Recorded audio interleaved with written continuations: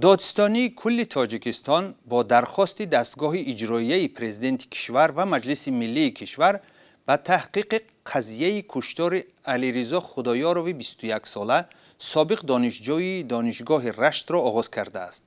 علیرضا خدایارov در اول ماه ایول در یک زنازنی با ضرب کارد کشته شد. نزدیکانش حادثه را کشتاری از پیش طرحریزی شده و کاری دستی کمش 5 نفر می دانند.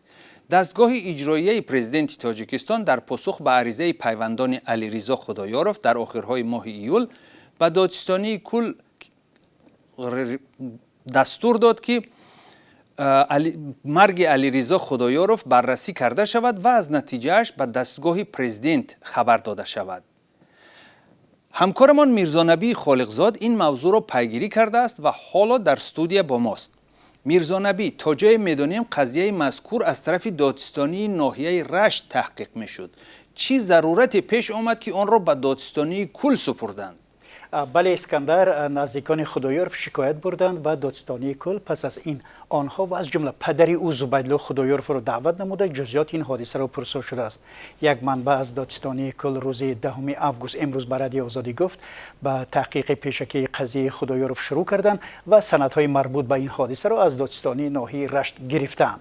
زبیدالله خدایارov پدر علیرضا روز 10 آگوست به رادیو آزادی گفت در دادستانی کل به او گفتند که بعد آشنا شدن با جزئیات قضیه کشتار پسرش برای تفتیش پیشکی مفتش خود را مسئول خواهد کرد.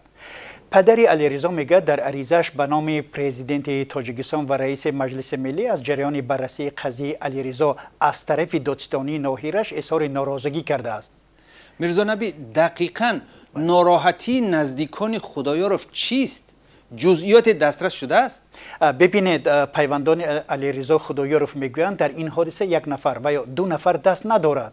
به گفته نزدیکان آنها 5 نفر هستند و با مشورت پیشکی به این عمل جنایی دست زدند. پس از رخ دادن این حادثه همدهه علیرضا با نام ظفر نصرالدین همچون گمانبر بازداشت شده و در نسبتش پرونده جنایی باز شده است. پیوندان ظفر نصرالدین او را مبتلای بیماری روحی و حادثه را تصادفی نامیدند و گفتند که فقط همین ظفر دست به کشتار زده است، دیگر هیچ نفری گویا نبوده است. نزدیکان علیرضا مریض بودن گمانبر را انکار نمی‌کنند، اما کشتار از پیش تحریز شده و کاری دستی کمش 5 نفر می‌دانند که در پس همین ظفر نصرالدین پنهان شده. ولی بدتر از مقامات تفتیشاتی ناحیه 1 نفر دیگر با نام رجب علی حامدوف را بازداشت کردند و در نسبت او با ماده 29 کدکس جنایی یعنی جنایتی از بی احتیاطی صادر شده پرونده باز کردند.